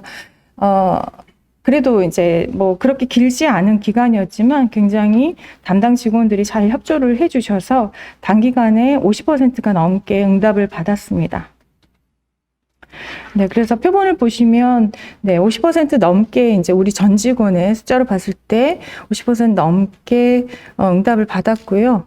그리고 부서별로도 골고루 다들 이제 응답에 참여를 해주셨습니다. 자, 주요한 결과를 보면은요, 일단 큰 영역별로 봤을 때 일가정 양립과 관련된 중요함을 어떻게 어느 정도 생각하느냐에서 지금 이제 전체적으로는 다 5점 만점에 해당하고요. 그래서 첫 번째 지금 항목인 일가정 양립 중요성에 대해서 응답한 결과로는 5점 만점에 굉장히 가깝게 높게 다들 일가정 양립, 일과 삶의 균형, 나는 중요하다. 이렇게 이제 답을 하고 있습니다. 이거는 이제 전 시대적인 경향인 것도 같습니다. 자, 그 다음 항목에 이제 삶의 영역별 만족과 관련해서는요. 네, 5점 만점이에요. 다 5점 만점인데 이제 3.86점. 그래서 굉장히 높게 응답을 하고 있습니다. 저는 사실은 이제 감정 노동과 관련해서 조금 더 깊이 들어가 보면 우리가 개선해야 될 것도 많겠지만 사실 이제 전반적으로 봤을 때는 굉장히 고무적인 결과라고 볼 수 있습니다. 그리고 업무 만족도도 지금 높은 편으로 나타났습니다. 3.85에 해당하고요. 그리고 일가정 갈등과 관련해서는 이제 이거는 역으로 갈등이기 때문에 높으면 안 좋은 거거든요. 그래서 이제 3점을 넘지 않아요. 그래서 낮죠. 그래서 이것도 양호한 결과라고 할 수 있습니다. 그리고 이제 제가 박스를 쳐놓은 부분이 감정노동과 좀 관련해서 생각할 수 있는 영역이라고 할 수 있는데요. 업무 압박에 있어서는 이것도 마찬가지로 높으면 좋지 않은 거죠. 그런데 3점을 넘지 않은 거는 다행이긴 하지만 그래도 2.4 정도 해서 우리가 이제 좀 더 낮아지면 좋겠죠. 그래서 제가 이제 여러 컨설팅을 하면서 여러 기관이나 기업들을 이제 경험을 해보면 2점대 정도로 나오는 데도 있거든요. 그래서 그런 곳과 이제 비교를 했을 때, 조금은, 뭐 3점을 넘지 않아서 문제라고는 할 수 없지만 좀 더 낮아지면 좋겠다. 이런 좀 생각을 해봅니다. 자, 그리고 그 다음 항목 보시면 이제 일가정과 관련해서 지원하고 있는 제도에 대한 만족도인데요. 3.56으로 총합값은 나왔습니다. 그리고 성평등 문화에 대한 만족도 또는 인식 정도는요. 3.65점으로 나왔고요. 그리고 가족 친화적인 조직 문화와 관련해서 3.67점, 그리고 시스템적인 노력은 3.43. 어떻게 보면 다른 항목에 비해서 조금은 상대적으로 낮게 나온 또 영역이기도 합니다. 그리고 조직 몰입이 4.09, 그리고 조직 신뢰가 3.62점으로 나왔습니다. 지금 이제 50% 정도는 응답을 한 결과예요. 그래서 아마 지금 이제 보시면서, 아, 내가 그때 설문했는데 저렇게 결과가 나왔구나, 이렇게 또, 알게 되신 지금 상황일 것 같습니다. 그런데 이제 우리가 지금 오늘은 감정노동과 관련해서 포럼 자리이기 때문에 제가 다른 영역까지 세세하게 설명을 좀 스킵하도록 하겠습니다. 네, 그러면 이제 조금 더 감정노동과 관련된 항목들만 세부적으로 볼 텐데요. 이제 업무 압박과 관련해서 감정노동과 아무래도 관련이 있다라고 할 수 있겠죠. 그래서 업무 수행 환경 스트레스 부분이 2.57점으로 말씀드렸듯이 이제 3점을 넘지 않은 것은 고무적이지만 좀 더 낮으면 더 좋겠죠. 그래서 2.57점으로 이제 나왔다는 것이고요. 그리고 일가정 관련된 지원 제도에서는 이제 근로자 스트레스 지원 항목이 있거든요. 아까 법률에서도 제가 말씀드렸듯이 분명히 제도적으로 이제 명시가 되어 있거든요. 그래서 그 항목을 보니까 다른 제도보다 좀 많이 낮죠. 3.36점으로 나왔습니다. 자, 그리고 이제 또 봐야 될 것이 배경 변인별로 좀 분석을 해봤습니다. 그래서 관련된 감정노동과 관련해서 우리가 좀 시사점을 얻을 수 있는 항목들만 제가 좀 살펴봤는데요. 자, 이제 인지도라는 부분은 어떤 제도를 우리가 실행하고 있는데 그 실행하고 있는지를 잘 아는지, 그리고 어떻게 사용해야 되는지 그걸 아는지에 대한 건데요. 지금 보니까 부서별로 좀 차이가 있더라고요.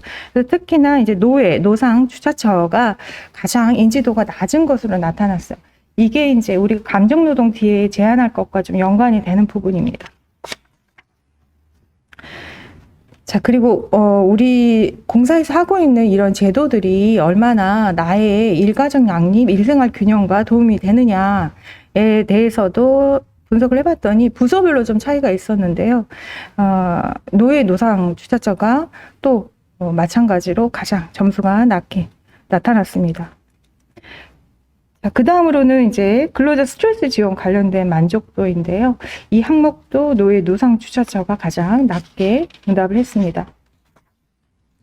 그 다음으로 이제 수행 환경 자체가 얼마나 스트레스를 야기하느냐에 대해서는 이 부분은 조금 시사적으로 제가 본 부분인데, 노상 주차처만이 아니라 기획개발본부도 같이 이 부분은 스트레스가 있다라고 다른 부서에 비해서는 상대적으로 높게 대답을 했습니다. 네, 그 다음으로는 이제 그 감정노동과 관련해서 추가 질문을 한 부분인데요. 서술형의 2가지 질문을 했습니다. 지금 현재 우리가 이제 내년에 더 이제 TFT가 이제 활동을 하면서 더 많은 이제 구체적인 그런 이제 대안들이 나오게 될 텐데요. 그래도 지금까지 우리가 노력해왔던 것들이 있죠. 그래서 특히나 이제 시스템을 만들어서 온라인으로 이제 뭐 오픈을 하고 하는 노력들을 하고 있는데, 이런 것과 관련해서 이제 질문을 했습니다. 그래서 더 이거 이상으로 추가해서 도입을 했으면 좋겠는 게 어떤 거냐라는 질문을 했을 때 여러 가지 대답들이 나왔는데, 뒤에서 이 하나하나 항목은 제가 지금은 읽지 않고요. 뒤에서 종합해서 제안으로 알려드리도록 하겠습니다. 그리고 또 추가적으로 질문했던 것이, 지금 이렇게 우리가 개발해 놓은 그런 제도들이 있는데 그런 제도들을 활용하는데 어떤 게 문제점이 있겠느냐라는 질문을 또 했습니다. 그래서 이것도 마찬가지로 뒤에서 한꺼번에 제안 제도에서 또 말씀드리도록 하겠습니다. 네, 그리고 두 번째 이제 도구가 첫 번째 조금 전에 말씀드렸듯이 이제 설문 조사를 했던 거고요. 그리고 두 번째가 이제 심층 개별 인터뷰를 진행을 했습니다. 그래서 총 7분을 이제 제가 뵙고 인터뷰를 진행을 했는데, 이 내용도 지금은 그냥 넘어가고 뒤에서 제안 제도에서 한꺼번에 말씀드리도록 하겠습니다. 네, 그래서 이제 시사점을 좀 모아보면은요, 먼저 첫 번째로는 사후 관리보다는 사전 예방이 우선이다라는 것이죠. 뭐 다들 동의하시리라고 생각이 듭니다. 그래서 관련해서 이제 실질적인 매뉴얼을 만들 필요가 있다, 이런 의견들이 많았고요. 그리고 지금 민원 녹취하는 것이 이제 시스템이 구축 지금 중으로 알고 있는데 이것도 굉장히 이제 현장에서 중요하다라고 많이 강조를 하는 점이었습니다. 그리고 이제 우리가 그 전화를 받았을 때 하고 있는 멘트죠. 고객님 최선을 다하겠습니다. 어떤 부서 누구입니다. 그런데 이게 이제 이 멘트 자체가 어떻게 보면 어떤 거라도 내가 다 받아주겠다라는 식의 좀 그런 뉘앙스가 있다 보니까 아무래도 이제 뭐 사실 이제 원칙적으로 할 수 없는 그런 민원들도 뭔가 해줘야 될 것 같은, 말해놓고 안 해주는 것 같은 뭐 이런 또 느낌도 들기 때문에 이것에 대해서도 좀 바꿀 필요가 있지 않느냐 하는 의견들이 나왔고요. 그리고 아무래도 휴게실 확충이 기본적으로 굉장히 중요한 것 같은데 이거는 이제 이미 진행을 하고 있는 것으로 알고 있습니다. 그리고 이제 두 번째로는 조직의 신뢰가 굉장히 중요하다라는 점입니다. 앞에서도 이제 교수님, 소장님 다들 말씀을 하셨는데, 우리가 뭐 이제 공공기관에서 지금 하고 있는 그 현장에서 업무들이 민원을 아예 차단할 수 있는 그런 업무들은 아니고 아무래도 민원이 발생했을 때 스트레스 받는 것은 피할 수 없는 것 같은데요. 그랬을 때 이것을 또 이제 사전 예방이 더 중요하겠지만 사후적으로 이거를 잘 처리해줘야 되고 보호해줘야 되는 측면에서 아무래도 이제 내부적으로 우리 조직에서 얼마나 나를 같은 어떻게 보면 같은 식구로서 이거를 알아주고 그 감정이 얼마나 힘든 것인지 알아주고 그걸 보호하려고 하느냐 하는 그런 어떻게 보면은 그런 자세, 태도가 굉장히 중요한 것 같습니다. 그래서 그것에 대한 의견들이 굉장히 많이 나왔고요. 그리고 세 번째로는 효과적인 사후 관리가 필요하다. 그래서 먼저 이제 사전 예방이 중요하다고 했지만 사후적인 관리를 이제 할 수밖에 없죠. 이제 아예 뭐 민원을 발생 안 하게 할 수는 없으니까 사후적인 관리가 굉장히 체계적으로 잘 운영이 될 필요가 있겠다. 그래서 이것도 이제 뒤에서 더 세세하게 말씀드리도록 하겠습니다. 그리고 네 번째로 참여를 꺼리는 응답자가 그러니까 즉 지금 우리가 개발해 놓은 것들을 예를 들어서 어떤 상담을 받을 수 있는 그런 기관의 연락처를 이제 제공을 했는데 그런 것들에 대해서 이제 나는 별로 이용하고 싶지 않다라는 의견이 한 37%, 응답자 37%가 있었고요. 그리고 참여하기 싫은 이유에 대해서 이제 크게 제가 모아보니까 한 3개 정도 되더라고요. 그래서 비밀 보장의 문제를 많이 걱정을 하셨고요. 그리고 두 번째로는 근무 시간 중에 참여하기가 어렵다. 현장 업무에서 본인이 빠지면 일이 안 되니까. 그리고 홍보 부족 때문에 그런 것들을 우리 공사에서 하는지도 몰랐다라는 의견이 굉장히 많이 나왔습니다. 네, 그래서 이제 결론적으로 제안을 드리면 크게 3개로 킥인 과제, 그리고 중장기적인 과제, 그리고 지속적으로 해야 될 과제 이렇게 묶어봤는데요. 퀵인 과제로서는 첫 번째 실효적인 고객 응대 매뉴얼이 필요하다. 그래서 지금 만들어 놓은 매뉴얼집이 있긴 한데 그거는 일반적인 이제 매뉴얼집이죠. 그래서 그게 아니고 현장에서 뭐 노예 주차처인지 노상인지 뭐 도서관인지 체육시설 쪽인지 분명히 그 민원의 종류들이 다르기 때문에 그냥 일반적인 그런 매뉴얼은 다 아는 내용이고 그걸 현장에서 적용하기는 어렵다라는 얘기입니다. 그래서 우리 현장의 직원들의 목소리를 좀 담아서 세부적인 매뉴얼 개발이 필요하고요. 그리고 두 번째로는 악성 민원의 대응 장치가 중요할 것 같습니다. 그래서 이 부분은 이제 뭐 기본적으로 민원 전화 녹취가 필요하고 그런 녹취 자료를 잘 활용을 해서 블랙리스트를 마련해야 될 것이고요. 그리고 뭐 다른 뭐 기관에서도 하고 있는 그 고객센터에서 하고 있는 전화 그 연결음에서 그런 말이 나오죠. 폭언이 있을 때 산업안전보건법에 의해서 전화가 자동 종료될 것이다라는 그런 멘트들을 적극적으로 활용을 할 필요가 있겠습니다. 그리고 휴게실 확충 부분은 이제 이미 휴게실 그 전수조사를 해서 미흡한 곳들에 대해서 지금 계속 개선을 하고 있는 것으로 알고 있습니다. 근데 이게 중요하다는 의견이 이제 굉장히 컸고요. 그리고 네 번째로 감정노동자 보호 관련해서 홈페이지를 지금 구축해놨는데 홍보가 안 되는 문제. 이게 참 그렇죠. 현장에서는 모른다라는 거죠. 이거는 너무 이거 가장 기본인 것 같아요. 이거를 우리가 노력을 했는데 그거를 이제 현장에서 알고 활용할 수 있도록 홍보가 굉장히 중요할 것인데 아무래도 코로나 때문에 이게 참 집합이 안 되는 문제 때문에 더더구나 구전으로 이게 홍보가 안 되는 그런 제한점이 있었던 것 같아요. 그래서 일단은 뭐 어쩔 수 없이 최선을 다해서 지금 할 수 있는 이제 문자로 공식적으로 홍보를 해야 될 것입니다. 그리고 이제 중장기적인 과제로는요. 첫 번째, 고객 응대부서 콜센터를 만들었으면 좋겠다라는 의견이 굉장히 많았습니다. 그러니까 전화 민원이 왔을 때 그냥 일반적인 그 민원 전화도 많은데 그것까지 다 일일이 현장에서 다 응대하기에는 업무와 함께 이것까지 하기는 너무 과중하다는 것이죠. 어느 정도 분류를 해서 그런 것들을 거를 수 있도록 그리고 전문적으로 정말 현장의 직원이 응대해야 될 것들만 받을 수 있도록 콜센터를 운영하면 좋겠다. 근데 이게 뭐 이제 간단치는 않기 때문에 중장기적인 과제로 넣었고요. 그리고 두 번째로 현장 직군의 이제 스트레스 관리 전문 심리 상담 지원이 필요합니다. 이제 우리가 이 부분이 좀 예산이 많이 들어가기 때문에 중장기 과제로 넣었는데요. 그 근로복지공단에서 제공하는 건 이제 중소기업들 대상으로는 무료 지원이 되지만 대기업이나 공공기관 대상이 아니거든요. 아무래도 이제 비용이 들어갈 수밖에 없는 부분인데 이걸 그냥 고충 처리 차원에서 내부에서 하는 건 그거는 절대 안 됩니다.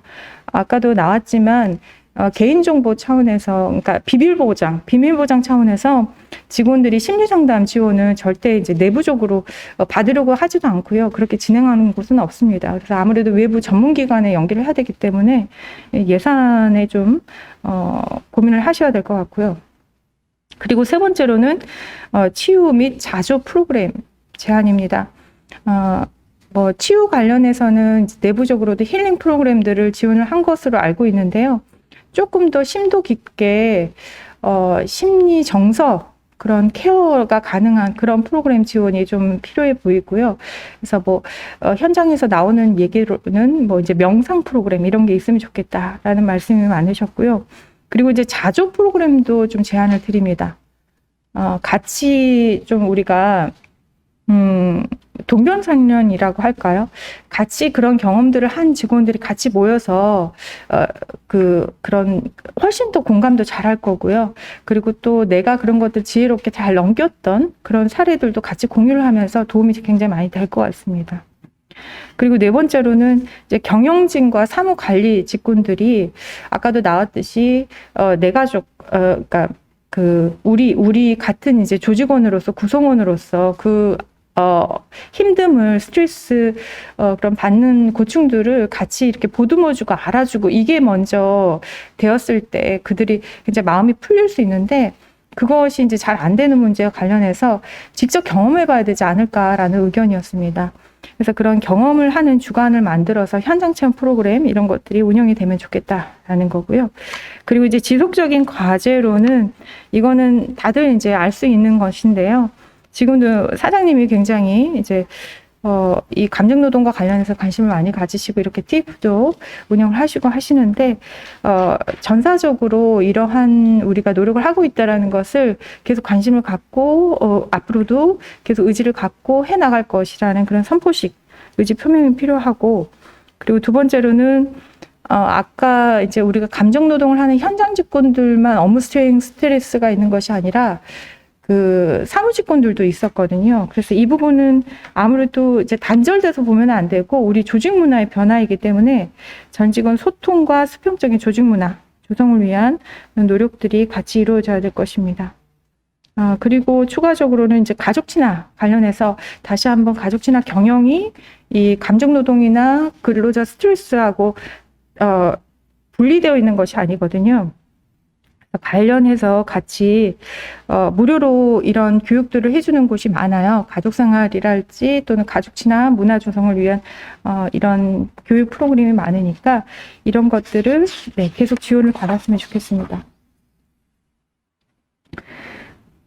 네, 그래서 실행 프로세스는 뭐 지금 우리 TFT도 운영이 되고 하니까 시스템을 구체적으로 만들어서 다시 한번 홍보를 잘 해야 될 것이고요. 그리고 이것이 활성화되고 조직 문화로 정착이 되어야 될 것입니다.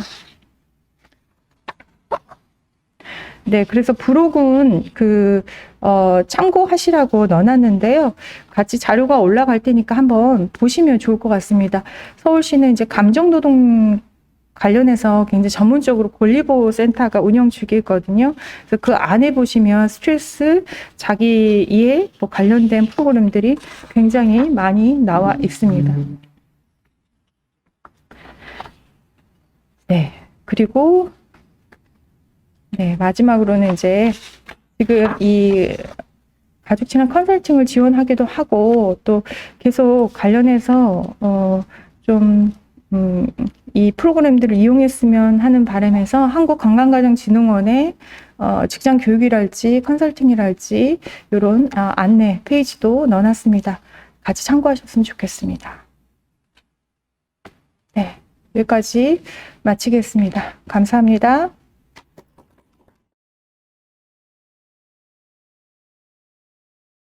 감사합니다.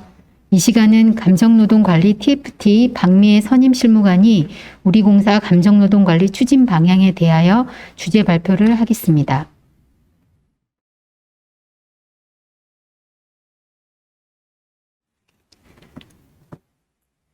안녕하십니까. 성남도시개발공사 감정노동관리 TF팀 박미애입니다.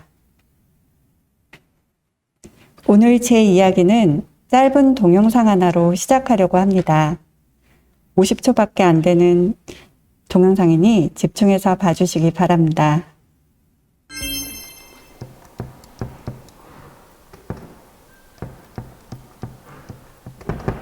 뭐야 이거 왜 안 돼?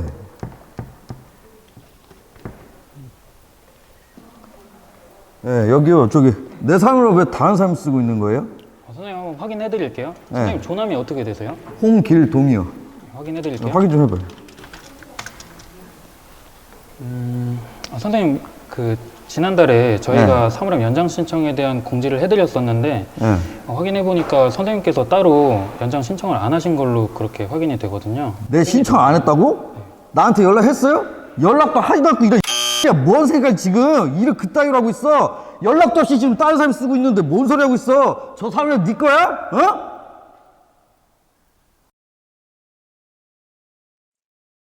여러분, 동영상을 보고 어떠셨나요? 저는 이 동영상을 보고 두 가지 사실에 놀랐습니다. 첫 번째는 동영상에서 열연한 우리 직원들의 연결력이 너무 뛰어나서 놀랐고요. 두 번째는 그냥 동영상임에도 불구하고 제 심장이 두근두근 뛰면서 불안한 마음이 들고 또 어떻게 해야 되지? 당황스럽고 화가 나는 느낌도 들어서 놀랐습니다.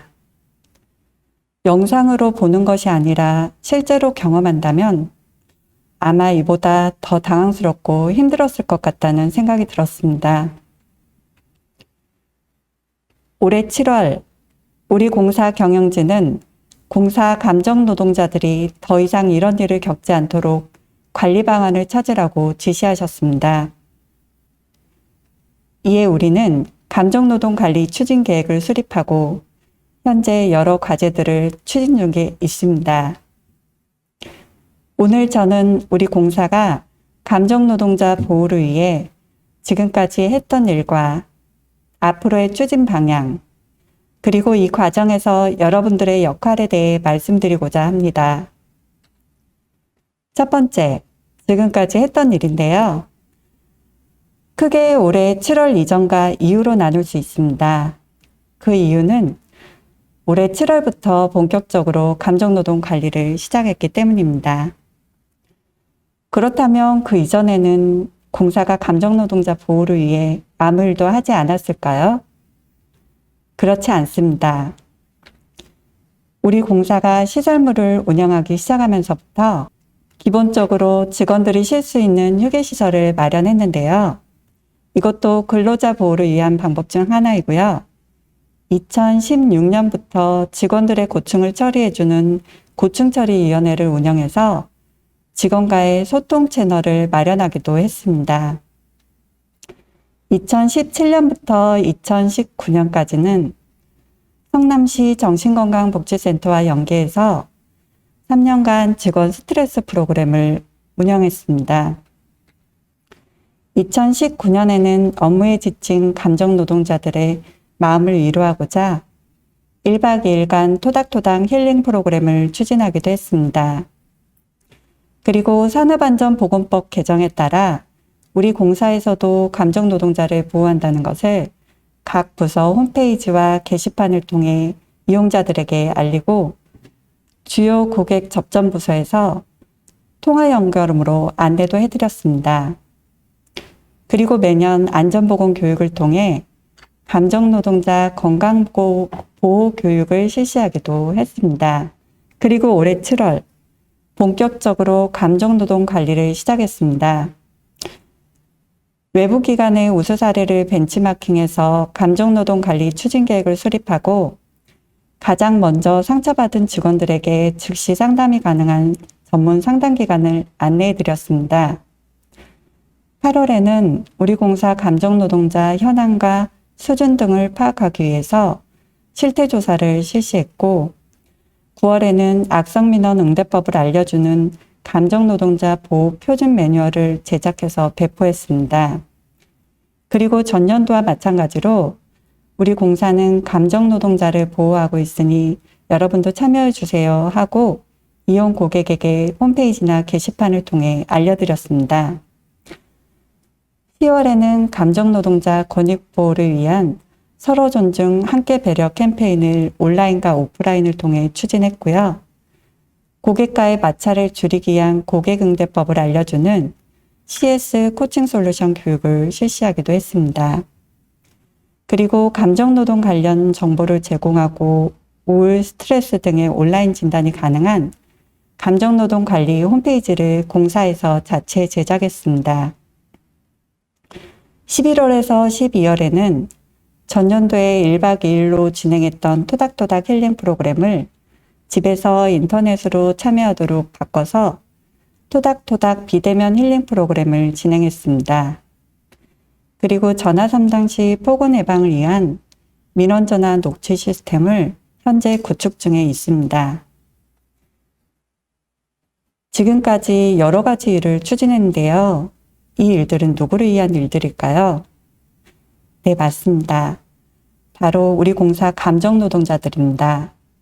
그러면 여기서 우리 공사 감정노동자들이 어디서 얼마나 어떤 일을 하고 계시는지 궁금하지 않으세요? 궁금해하시는 여러분들을 위해서 8월에 실시했던 실태조사 결과를 일부 말씀드리도록 하겠습니다.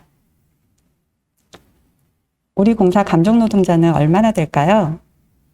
10명 중에 몇 명이나 감정노동자일까요?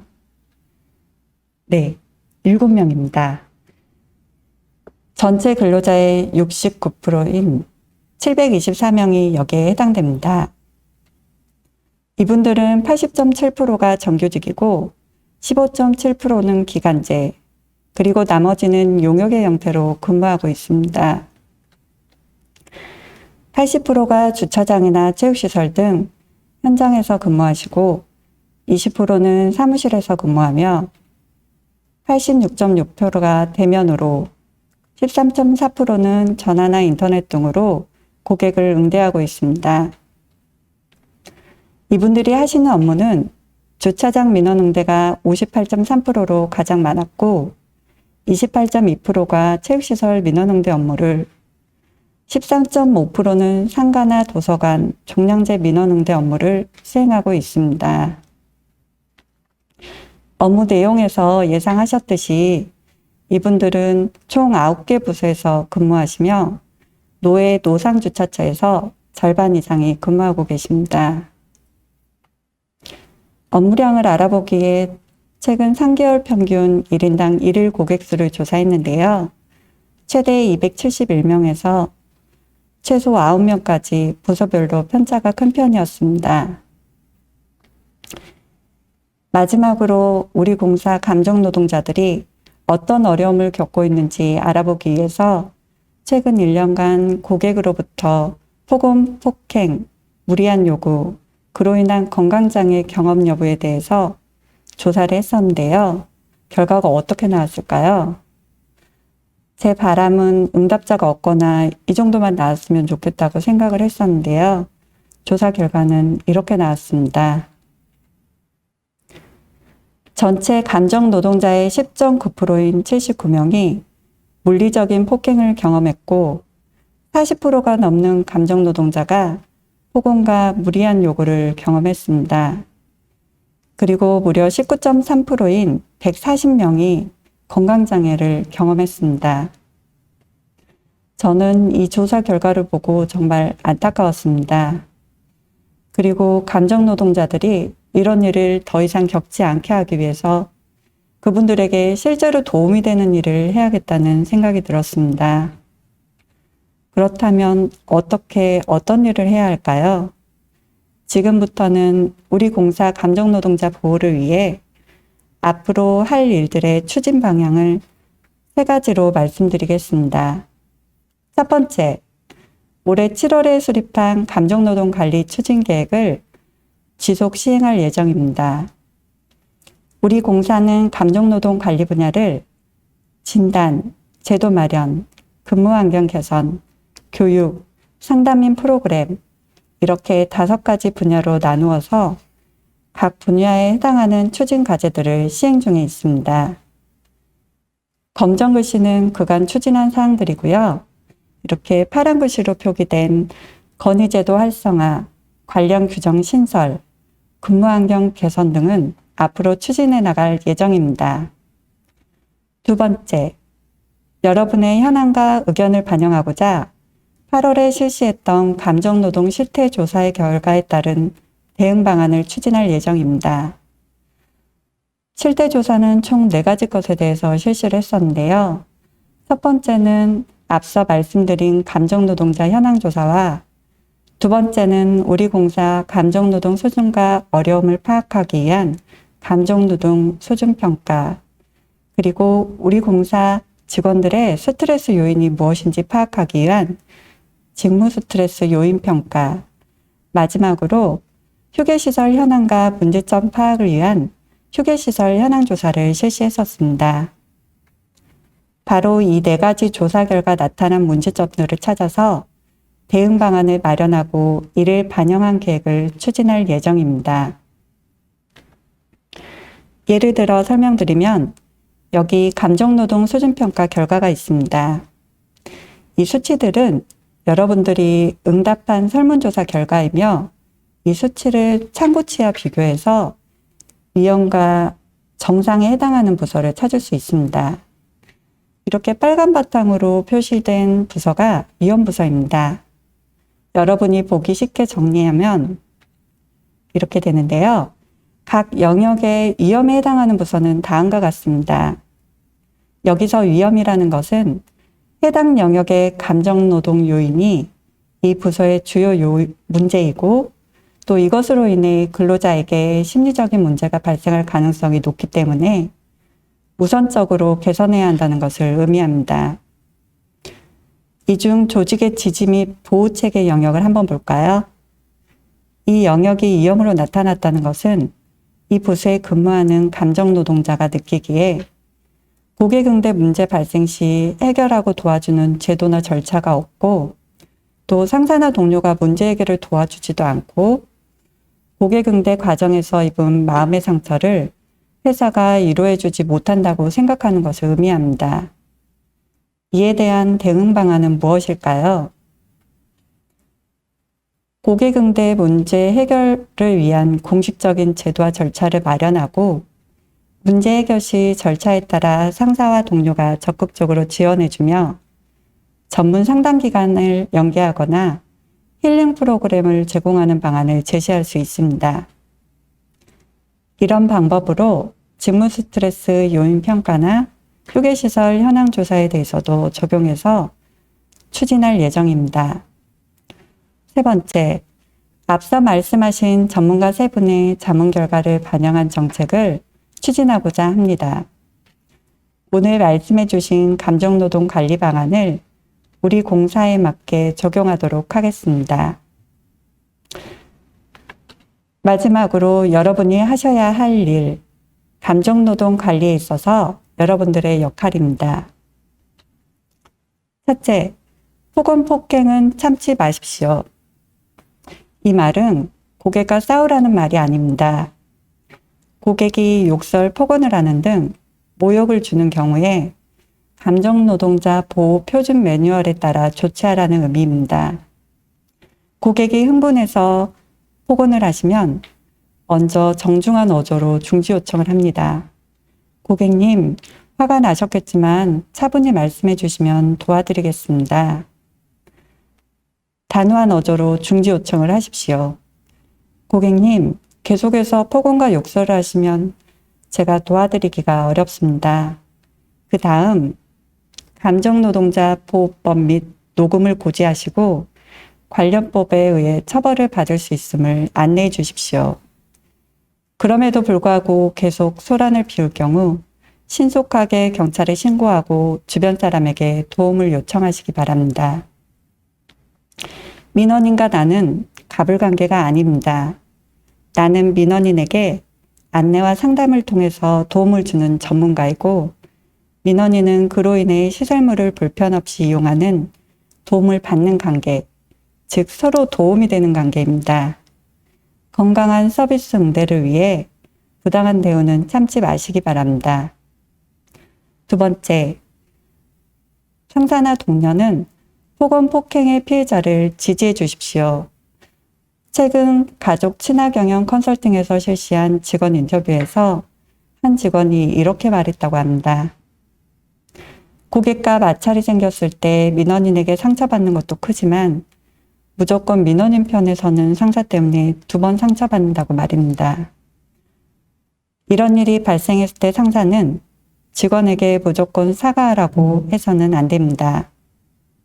반드시 정확한 조사 후에 적절한 조치를 취해 주셔야 합니다. 아울러 동료들의 지지도 필요합니다. 고객으로부터 폭언을 듣는 동료에게는 30분 정도 쉴 수 있도록 배려해주고 서로 이야기를 나누며 속상한 감정을 털어놓을 수 있도록 지지해 주시기 바랍니다. 동료의 일은 나와 상관없는 일이 아니라 당장 내일 나에게도 일어날 수 있는 일이기 때문입니다. 세 번째, 우리 공사 감정노동자 보호를 위해 추진할 감정노동관리 TF팀 업무에 적극 협조해 주시기를 당부드립니다. 지금부터 할 일은 남이 아니라 나와 내 동료를 위해 시행할 일들이기 때문입니다. 우리 감정노동관리 TF팀에서도 여러분에게 실제로 도움이 되는 일을 하도록 노력하겠습니다. 나와 내 동료가 더 이상 상처받는 일이 없도록 우리 모두가 함께 노력해야 합니다. 제가 오늘 준비한 내용은 여기까지입니다. 끝까지 들어주셔서 감사합니다.